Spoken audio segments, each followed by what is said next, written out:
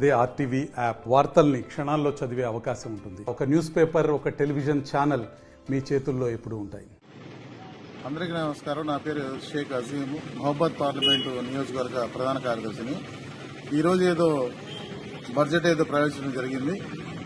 ఆ బడ్జెట్లో గత 10 సంవత్సరాల నుంచి భద్రాచలం డివిజను తెలంగాణ ప్రభుత్వం విస్తరించడం జరిగింది.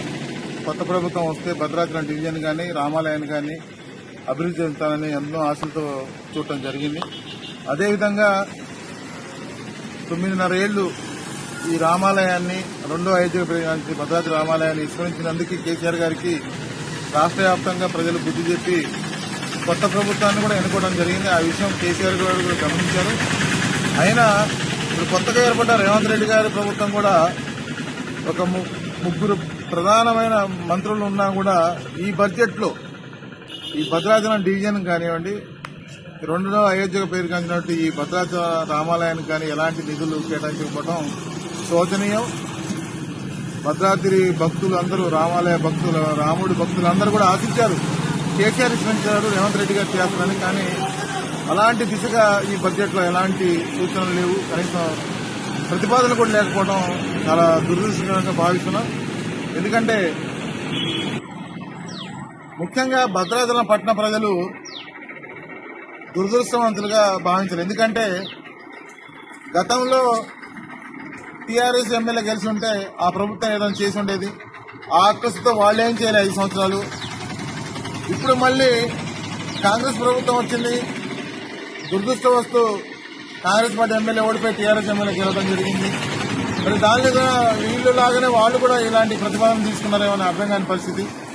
దయచేసి ప్రభుత్వం ఏదొచ్చినా రాష్ట్రాన్ని మొత్తం సమానంగా పరిపాలించాల్సిన అవసరం ఉంది. ఇప్పుడు రెండో అయోధ్యగా పేరు కాంచినటువంటి ఒక చరిత్రాత్మకమైన పట్టణం ఇది. 380 రేపు 12వ తారీఖు మనం రామదాసు గారి 391 జయంతి జరుపుకుంటున్నాం. అలాంటి చరిత్రాత్మక పట్టణాన్ని మీరు విస్మరించి విభజన సమయంలో ఈ భారతదేశంలోనూ అతిపెద్ద పార్లమెంటుగా ఉన్నటువంటి ఈ భద్రాచలం పార్లమెంట్ ని ఇవాళ ఒక పంచాయతీ స్థాయికి కూడా దిగజారిన పరిస్థితి మనం చూస్తున్నాం. అది టీఆర్ఎస్ ప్రభుత్వం చేసింది. ఆ రోజున్న ఆంధ్ర పాలకులు అడిగారు, మీరందరూ ఇచ్చేశారు, 7 మండలాలు అటు వెళ్ళిపోయినాయి. కానీ ఇవాళ మళ్లీ భద్రాచలాన్ని అనేక విధాలుగా ఆ ములుగులోకి 2 మండలాలు తీసుకున్నారు. భద్రాచలాన్ని 5 మండలాలుగా చేశారు. భద్రాచలం చుట్టుపట్ట కాలనీ అందరూ ఆంధ్ర ప్రాంతాలకు వెళ్ళిపోయినాయి. కనీసం ఇలా భద్రాచలంలో ఉన్న చెత్త కూడా మనం వేయడానికి ప్లేస్ లేని పరిస్థితి. అలాంటి విధంగా ఉన్న ఈ భద్రాచలానికి కొత్త ప్రభుత్వం వస్తే ఏదైనా చేస్తారనే ఆశతో ఉన్నారు ప్రజలు. కానీ ఈ బడ్జెట్ లో కూడా ఏం చేయకపోవడం ఇది శోచనీయం. ఈ భద్రాచలం డివిజన్ లో ఉన్నందుకు మేము చాలా బాధపడుతున్నాం.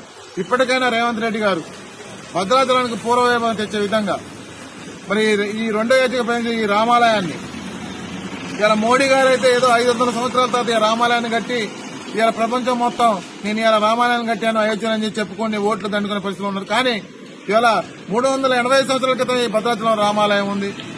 ఇలా రామభక్తులు మీరు కూడా గ్రహించి భద్రాచలాన్ని అభివృద్ధి చెందే విధంగా చర్యలు తీసుకోవాలని చెప్పేసి ఒక భద్రాచలం వాసిగా తెలుగుదేశం పార్టీగా మిమ్మల్ని వేడుకుంటున్నాను.